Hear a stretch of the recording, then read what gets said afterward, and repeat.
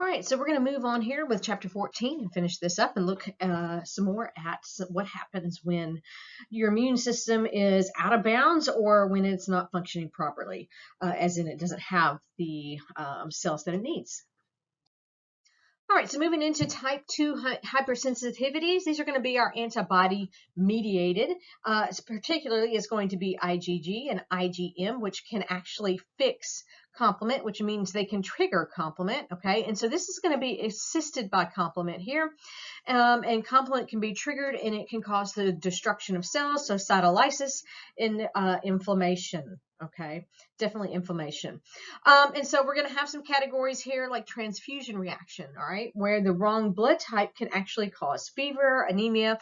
The recipient antibodies can activate complement, which will actually attack the new red blood cells from the donor. It can cause systemic shock and kidney failure, and it can cause hemolysis or rupturing of the donor's red blood cells. Okay. Also, some of our autoimmunities are going to fall in here. We're going to have what we call alloantigens, and those are molecules of the same species that are recognized by the lymphocytes of the recipients. Not technically an immune dysfunction here, but the immune system is functioning normally by reacting to foreign cells that are in an organ or tissue transplant. So Rh factor, what is Rh factor? Well, our red blood cells have, when we talk about blood cell types, we have A, B, and O. So they have these proteins on the outside of their cells that basically identify them as A, as B, A, B, and O will have neither. So A is going to have the type A. Antigens on the outside, the proteins that I'm talking about are the antigens. B will have B antigens. AB will have both, and O will have neither. Okay, and so if you have the antigen for A, you will have antibodies for B. Okay, and so if we want to translate that now over to Rh factor, this is another antigen on the outside of red blood cells. About 85% of the population are going to have it, and that's going to be so that they are Rh positive. Okay, 15% are going to be negative, so they will not have that particular antigen. And so they will develop antibodies to that antigen if they are exposed or sensitized. All right. And so it's called Rh because it was used with rhesus monkeys doing the research. So this is really only important for females of childbearing age. All right. Well, or during blood transfusions. Okay. So that is important for everybody there. If you are positive, it's not a big deal. It doesn't really matter. But if you are negative, it is. You cannot receive anything positive. Okay. Because you will develop a reaction to that. So the only way to develop antibodies through this is through that transfusion or through sensitization during childbirth. Okay, so this is really important for young ladies of childbearing age. And so when this comes to play is when the mother is Rh negative and the baby is Rh positive. Okay, and so during childbirth, the fetus's red blood cells, or the baby's red blood cells, can actually leak into the mother's circulation, okay, when the placenta detaches. And so after that would occur, if you are negative and the baby is positive, that placenta detaches and the baby's red blood cells kind of flow back, so to speak, into your circulation. You are now sensitized, and so we are going to have a problem because your body is going to develop an immune response. So the first baby, it is extremely rare to have a problem for the first pregnancy. Usually the first pregnancy, not a problem. When it becomes a problem is after that sensitization has occurred and you have a subsequent child, because once you're sensitized and you can't undo that. And so what will happen is your body's immune system will attack the baby's blood, okay, which will cause them to be anemic at the lower scale, and it can cause hemolysis, rupturing those red blood cells, and if they become anemic enough, they can be have some severe defects as far as what effects it has on their brain. So they can have some mental retardation, for lack of a better term coming to mind.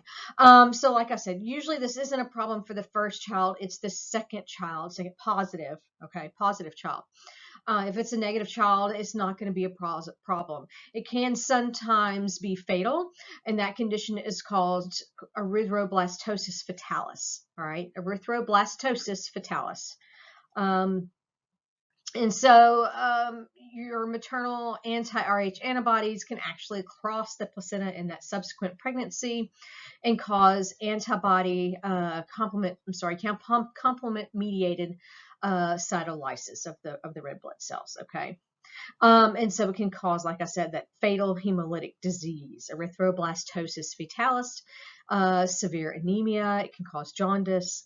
But the good news is this is really not a big deal in developed countries. This is another thing that I've actually had myself. I'm Rh negative. I've had 3 children, and I've, of course, had positive. My grandmother was very upset when she learned that I was Rh negative.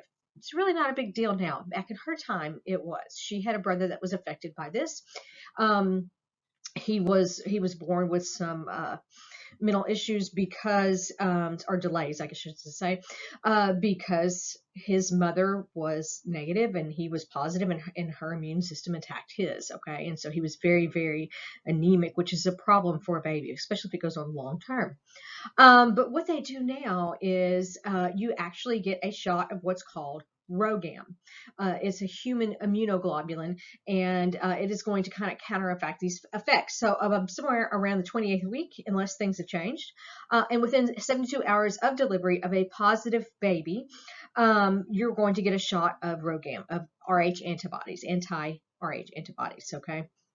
And so that's really, really beneficial, but it's also really why prenatal care is so important, because most of us don't know whether or not we're negative or positive, okay, until we do get pregnant and we go and we get prenatal care. And so this is one of the things they look for right off the bat. All right, so one of the reasons prenatal care is so vitally important, all right, and why women should seek care if they have a miscarriage, anything like that, because you can become sensitized. And like I said, once you are sensitized, there's no fixing it. We can prevent it by injecting the Ragom, like I said, at 5 months or 28 weeks and within 72 hours of delivery. So this slide here gives you basically everything I've said. Ragom is an anti-serum. It is going to give you passive immunization for the Rh mother with the Rh positive fetus, Rh negative mother. Okay. Let's see. Is there anything else here? You do have to have this every time you're pregnant. You will get it at 28 to 32 weeks every time, 72 weeks after the baby has been born, and blood typed if it is found to be positive. And basically what it does is it prevents sensitization for any fetal red blood cells that might accidentally get into the bloodstream during pregnancy. So that's why they do give it at 28 weeks. And then I said it was rare for something to occur with the first pregnancy, but it is possible. So we need to prevent that reaction, because once it happens, we can't fix it. And so they can also do a serum titer.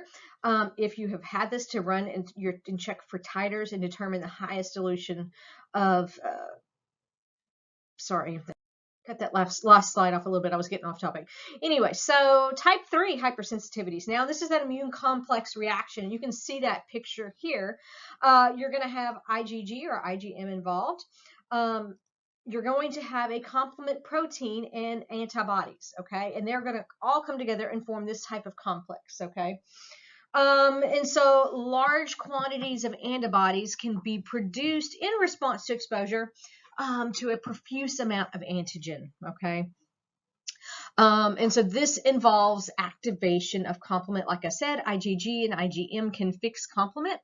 On a second exposure, your antigen antibody complexes are going to be formed, not informed. You're going to form these complexes up here, okay?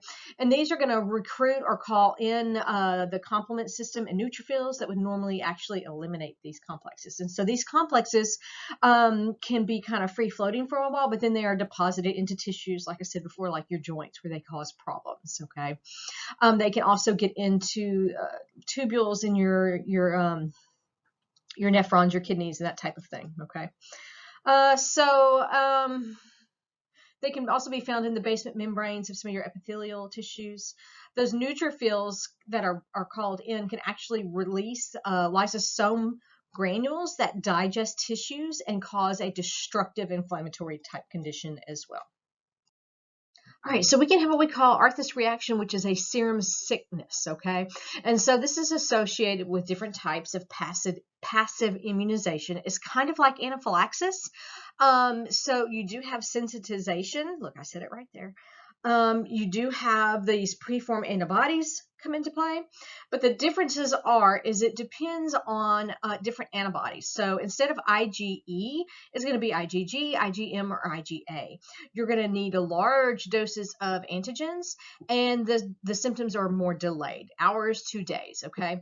So large numbers of antibodies that are reacting to the second entry of antigen, okay? It's going to lead to the formation of antigen and antibody complexes that occurs in serum sickness. All right, so type 4 hypersensitivities are going to be our cell-mediated or delayed type reactions, okay? This is going to be when your T cells respond to antigens that are displayed, their name tags, on self-tissues or on transplanted foreign cells, okay? So this is our delayed hypersensitivity. Symptoms can start 1 to several days following contact with the antigen, and sometimes this can be a much greater span of time. This is the basis for the TB skin test, the tuberculin skin test, where they look for a reaction, all right? If you have not had one of these and you were going into the medical field, which most of you are definitely going to wind up with one of these. Us teachers get these as well. So you're going to have an acute skin inflammation at the injection site. Or you can, so to speak.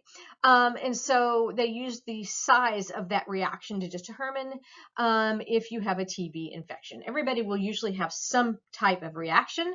It's the size of reaction that you have to look at, all right? So your helper cells here are really cytokines that recruit some macrophages, neutrophils, and eosinophils to the site, causing that classic red bump that we associate with what they're looking at. And you can see over here in the picture that they are measuring the size of that bump. Okay, so contact dermatitis, this is where you're going to have a contact exposure. So you're getting something on your skin, basically. So this is going to be poison ivy, poison oak, poison sumac. You're going to have things like your haptens that you can come into contact with. Those are going to be resins or chemicals in those substances. Household articles, certain drugs, you're going to respond to the actual hapten. So you require that sensitizing dose, which we said is the amount needed for you to call into play those IgE antibodies and become sensitized. And then you're also going to have what we call a provocative dose, which is the second encounter with the allergen that actually that's when you see the response, is that second encounter. And so the allergen is going to get through the skin, or the hapten is going to be processed by the dendritic cells and presented to the T cells. And then that second exposure, you're going to call in the lymphocytes and the macrophages. Those guys are going to release enzymes and cytokines from their granules that are going to actually cause damage to the epidermis and the immediate area there. All right, so we also are going to look at here the transplant and organs and grafts. These are going to be your type 4 delayed hypersensitivity. So in talking about those, we are going to look at here the different types of graft, all right? Because this is going to determine whether or not you'll have a reaction. So you can have an autograft. Auto means self. So that means a tissue that is taken from yourself, all right? So perhaps you have burns and it's on your arm. They may pull some skin off your back and use it on your arm to cover that area. Okay, that's an autograft, self-graft. You can have the isograft. Iso is usually going to mean same, kind of. And so this is going to be from like an identical twin. All right, which is kind of rare that would happen, but it does happen. And so then we have allograft, and that is where you have, allo means the same species, so to speak. And so you're going to have a graft from another person. It's still another human being, but it is not a twin, okay? And then we have xenograft, and xeno confers more like a type of world view type of thing. And so xeno means a different species. So we may actually use pig skin or that type of thing. So transplantation has been performed on basically every organ, but it most often involves the skin, liver, kidney, coronary arteries, bone marrow, corneas, that type of thing. And so the sources of organs can be live donors, depending on the organ, recently deceased, sometimes fetal tissues, okay? And these are going to involve those major histocompatibility genes, basically the major histocompatibility complexes that are the name tags that I've talked about many times on the outside of the cell. And when they try to match for tissue typing, it's these MH genes or MHC or the HLA that they are going to be matching. That's what needs to match, okay? So bone marrow transplants here are used for people with things that are immune related, all right? So bone marrow, that's where your B cells are made, so that can cause immune deficiencies and things that can cause a problem there, aplastic anemia, leukemia, different types of cancers, or chemotherapy or radiation, radiation, okay? So initially, what they're going to do is they're going to treat you with chemotherapy or irradiate your whole body and actually destroy your own blood cells. And that is how they prevent rejection, is they want to, for a period of time, destroy your immune system so that your immune system doesn't attack the transplant. And so this is why it is so important for somebody that's had a transplant. They have to be very careful. They have to stay home and stay away from people and not be exposed to things because they have no way to fight it off. Okay, although you can still have rejection occur, all right, because our immune system is really good at its job. And so you can still have rejection occur, and so they also will add anti-rejection medications, okay? So anyway, very important. So transplanting or grafting is fairly common medical procedure nowadays. It's life-giving, but it is plagued with that natural tendency of your lymphocytes to seek out and destroy those foreign antigens, okay? So the bulk of the damage that occurs in graft rejections is caused by cytotoxic T cell action. And so that's where our biggest problem is going to come into play, okay? So like I said, the MHC, get that to work, your MHC and your HLA class 1 and class 2 specifically markers are the ones that you're going to need to match, because that's what is going to be related to recognition of self and regulating that immune response, causing that immune response, okay? So you can have variability in the pattern of the markers. The pattern is identical in different cells in the same person, right?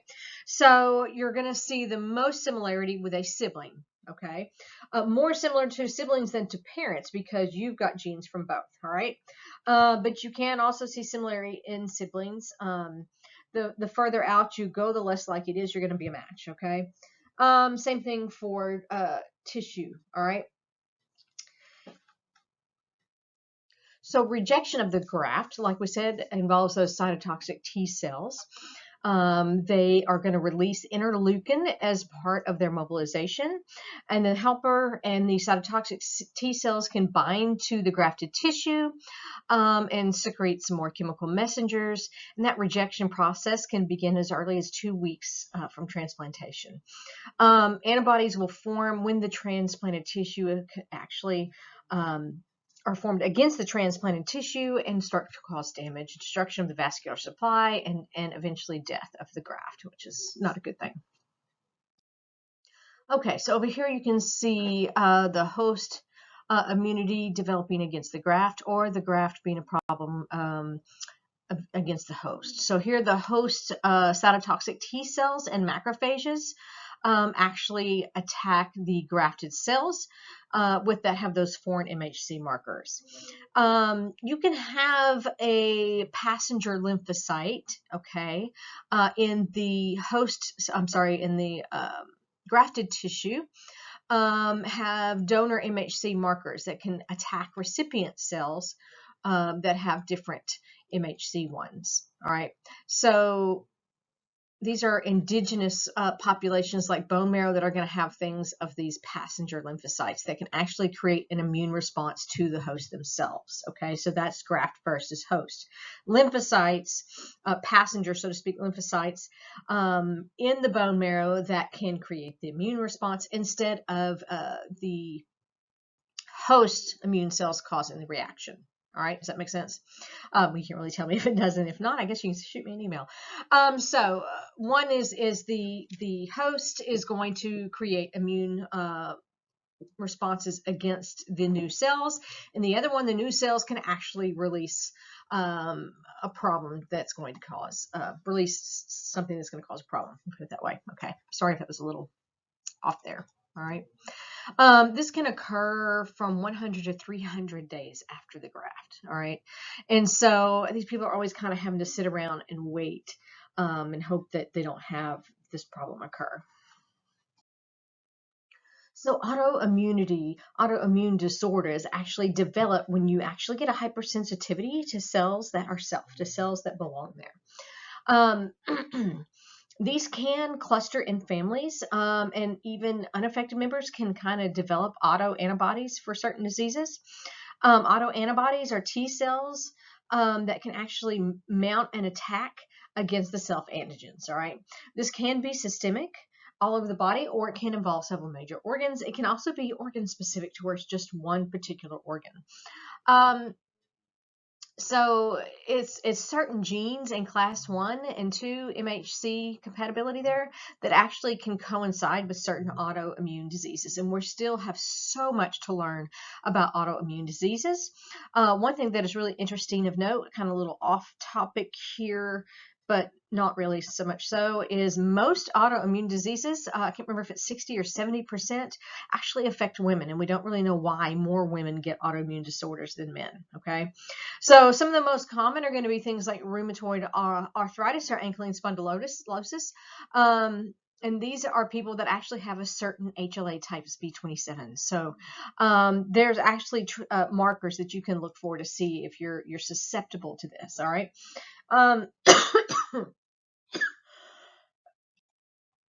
So these are some of the diseases that we see that are autoimmune in nature. Systemic lupus erythematosus. Okay, so lupus, that is a type 3 hypersensitivity. It is systemic.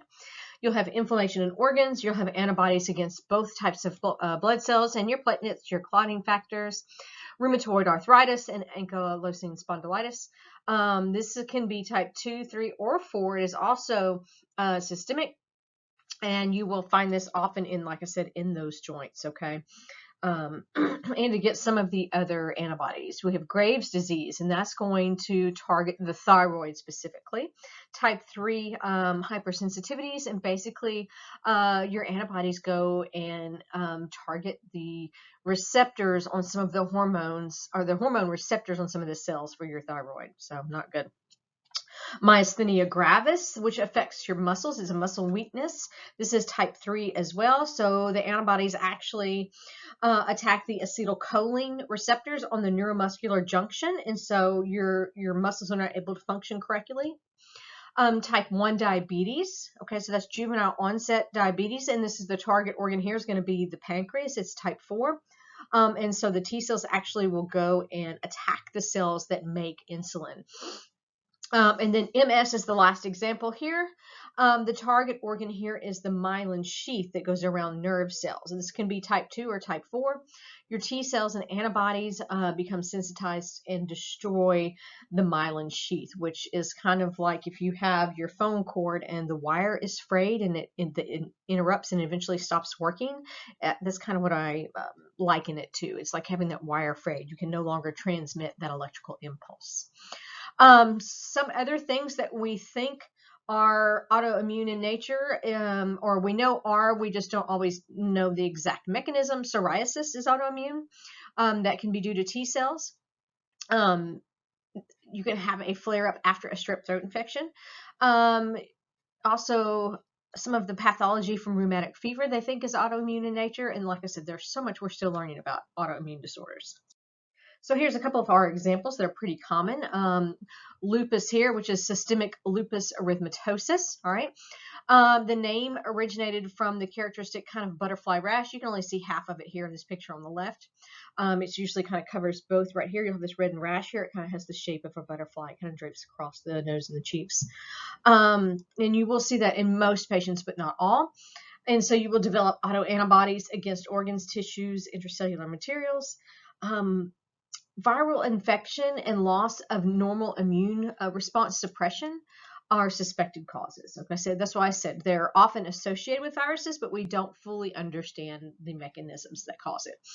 Rheumatoid arthritis.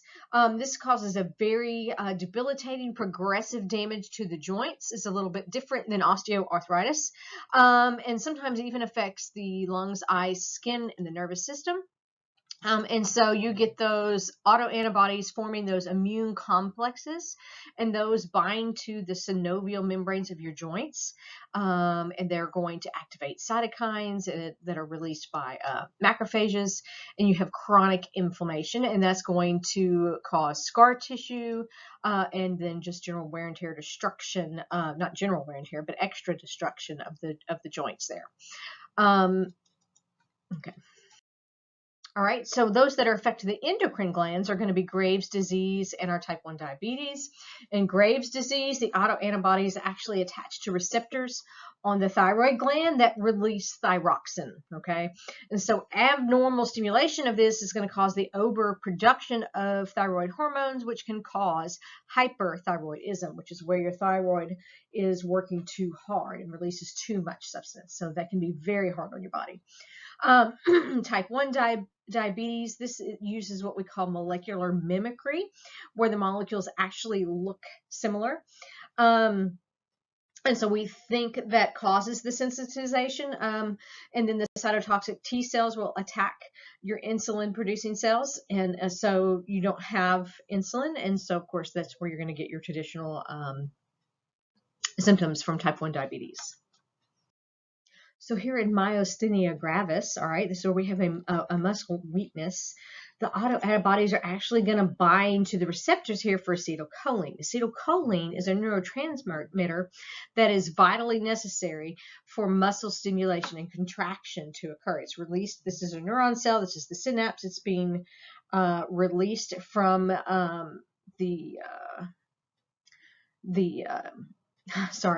being released from the neuron here into the synaptic cleft, and then it's going to bind here.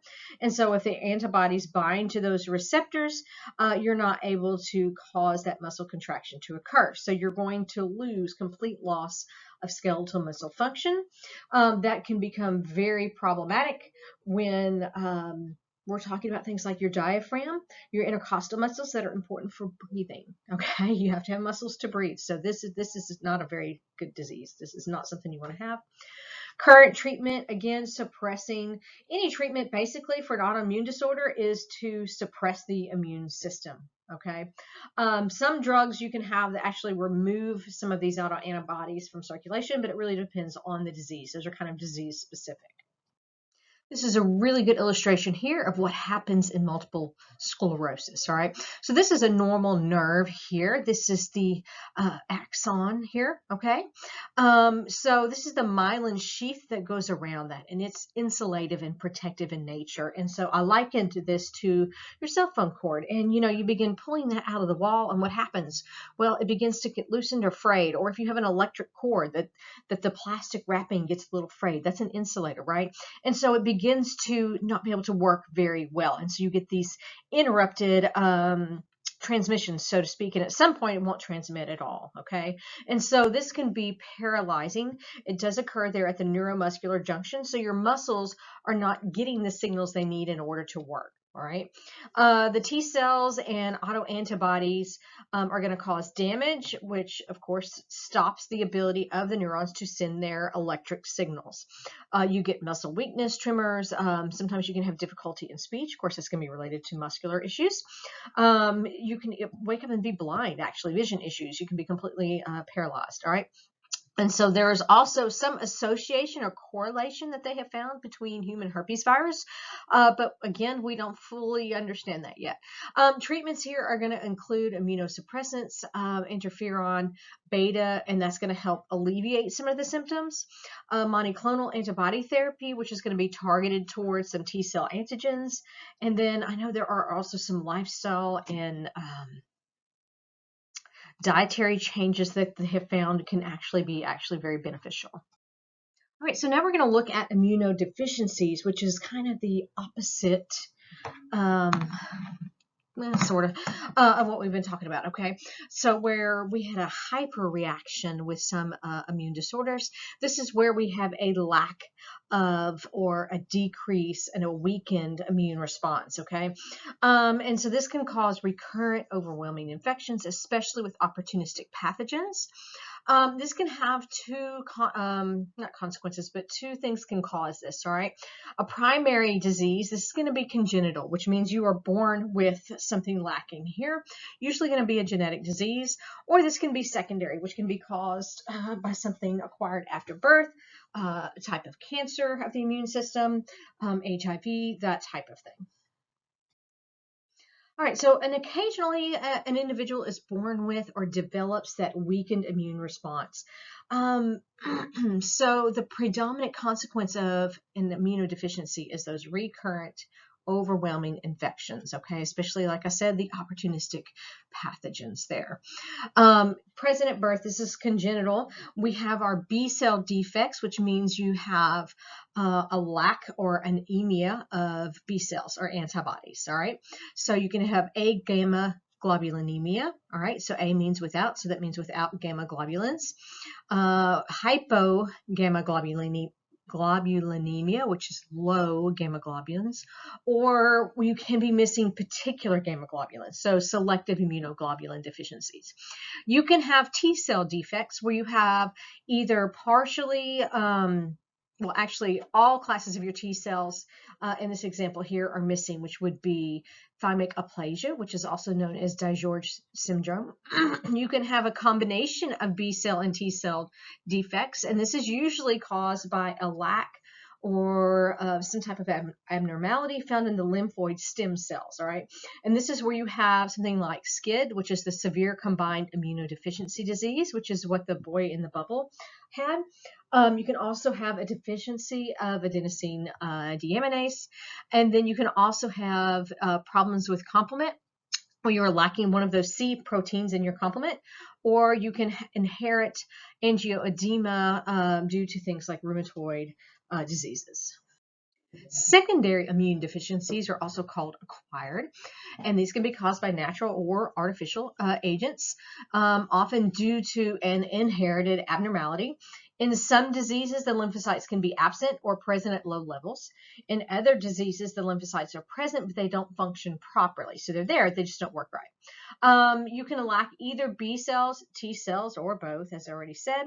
And some deficiencies can affect other cell functions as well.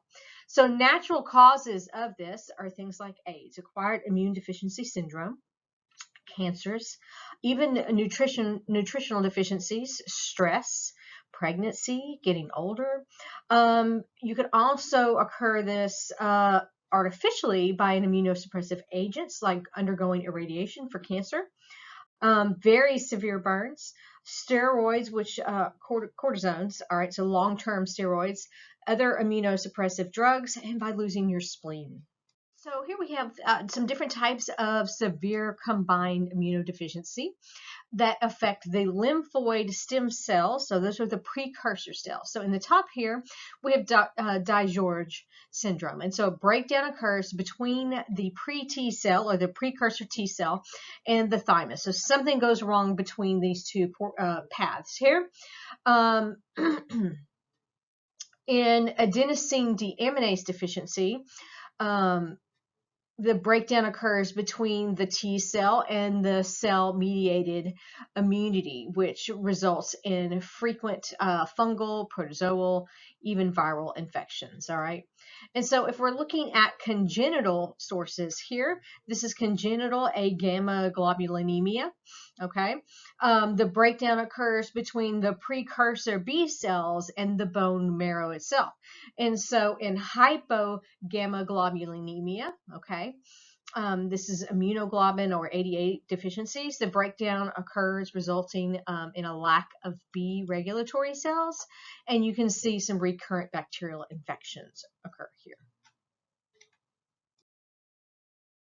So genetic defects can cause the immunoglobulins to be expressed abnormally. So for example, some classes may not be there. You may not have some types. Sometimes you just have a little bit less of each kind. They're not produced at a high enough rate.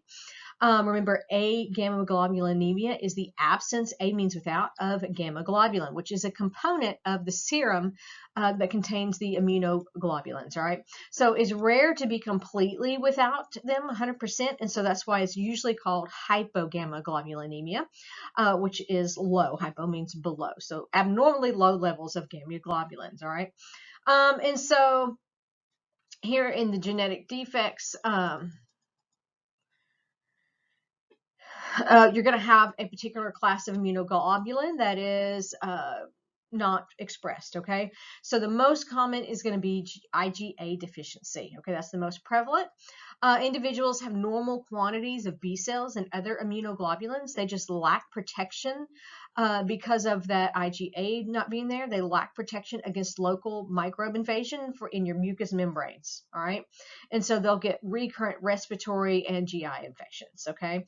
Hypogammaglobulinemia, you just have low levels. So you're going to have recurrent serious infections starting at about 6 months of ages. And of course, this is going to be in a lot of the mucosal areas, the lungs, the sinuses, but also the meninges and the blood.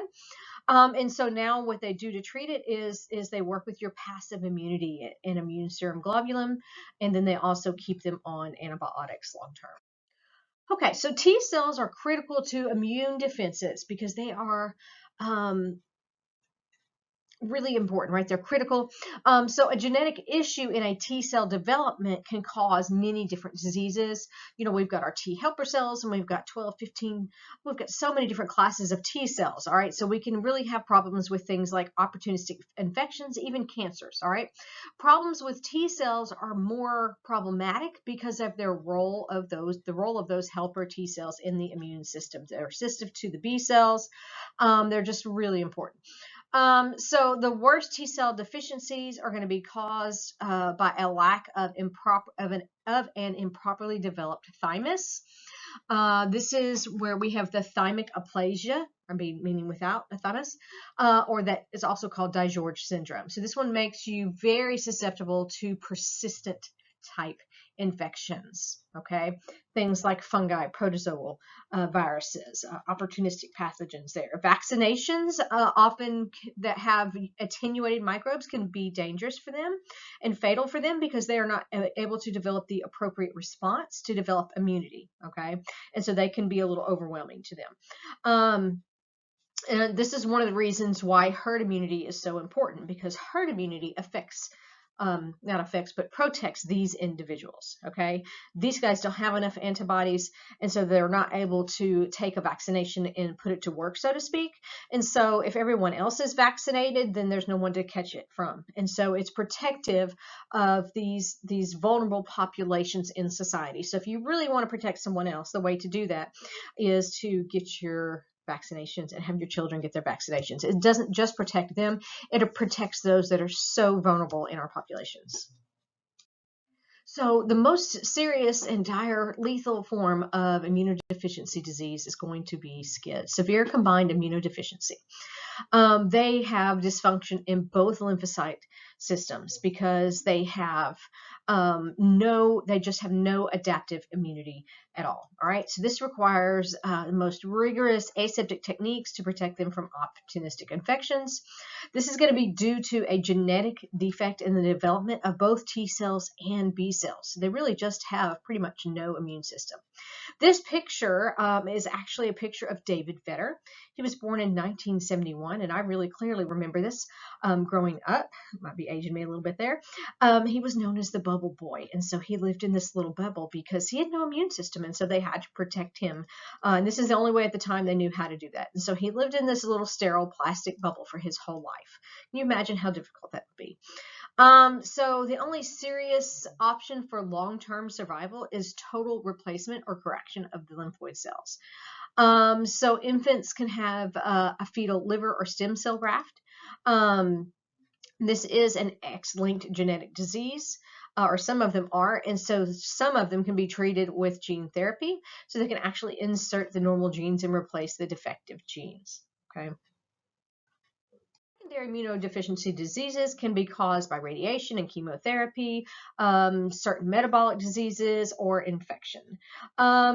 It's most seen in AIDS, acquired immune deficiency syndrome, that actually attacks your T helper cells, some monocytes and macrophages and antigen presenting cells, but primarily those T helper cells. Okay, so you deplete them to a level that goes actually below 200 to be classified as having AIDS, which is the acquired immune deficiency syndrome, which is caused by the HIV virus. All right, so be sure to keep those two straight.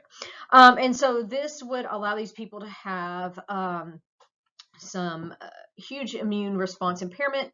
They would get cancers, and then lots of these opportunistic infections that you don't normally see in young, healthy individuals. And this is actually part of the reason they were able to figure out what HIV was, because at first they thought it was cancer. They had no clue what was going on. And I'll get into more of that and talk about my experience growing up through when they discovered that. And it was a very scary time. So also we have those cancers that affect the bone marrow. Okay, if we have problems with our bone marrow, then we are going to not be able to have humoral and cellular immunity function correctly. So you can have leukemia, and that's where your cancer cells outnumber the normal cells and actually displace them and shove them aside for bone marrow and in your blood. You can have tumors in the plasma cells, okay, and they'll produce a large amount of antibodies that don't work.